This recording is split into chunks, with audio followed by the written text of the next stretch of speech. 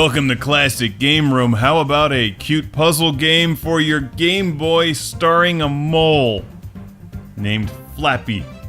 This is Flappy, special on the Game Boy.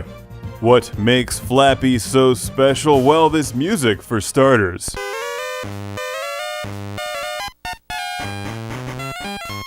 Now that's an ill jam that puts you in a good mood.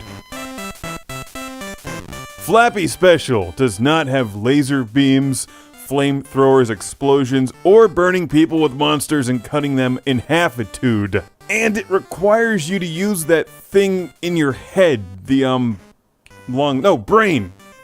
The brain. Sometimes it hurts to use it, but in this case, it's a lot of fun. Flappy Special is a puzzle game where your objective is to push a boulder from point A to point B.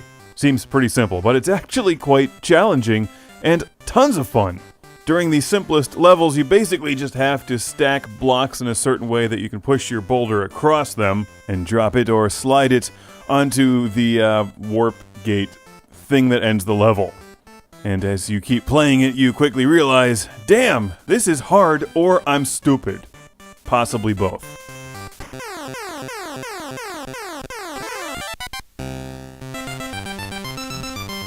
Yes, I've defeated a bunch of rocks and some angry mice, I think. Flappy Special, no relation to the paddle gearbox, is a Japanese exclusive. Like Starfy, he didn't want to leave Japan.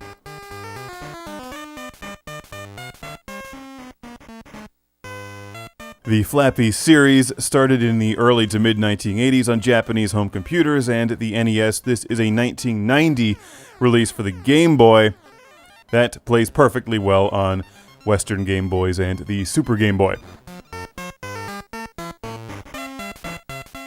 There's a password system, so after you complete a level, you just write that down and you can continue your game later on. And while it's not the most exciting game to feature in a video review, what without the burning people with monsters and cutting them in half-itude and all, by watching the footage, I think you'll clearly get a sense of how the game is played. It's not complicated, it's just tricky, which may not be as apparent when I'm showing footage from levels I've figured out. There's a lot of trial and error, and you have to play them pretty much perfectly, sliding rocks into position in just a way that you can move your precious super boulder, or whatever that is, through the level without getting stuck. And if you do get stuck, you hit the select button where Flappy kills himself. As well as facing brain-busting challenges, you've also got enemies trying to eat Flappy. Or poison him, or at least knock him out and then eat him later.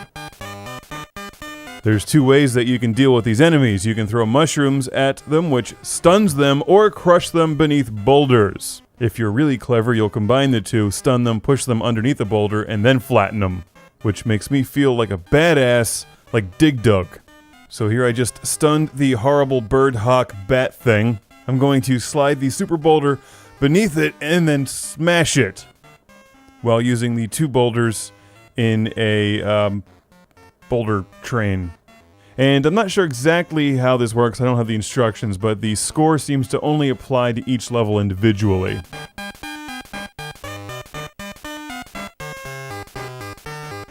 Rock on! Now you'll have to learn to use a lot of half-boulder movements in Flappy Special.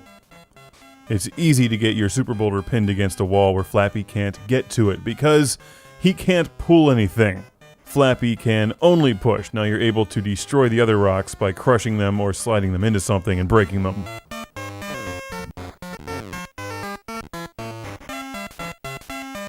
Flappy Special was sent to Classic Game Room by our friend Osamu in Japan.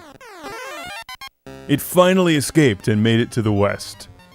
Congratulations! And a big thank you to Osamu. I've enjoyed the game a lot, and I'll highly recommend it if you enjoy puzzle games, particularly on the Game Boy because it looks simple but it plays really well, and there's a ton of levels, lots of levels.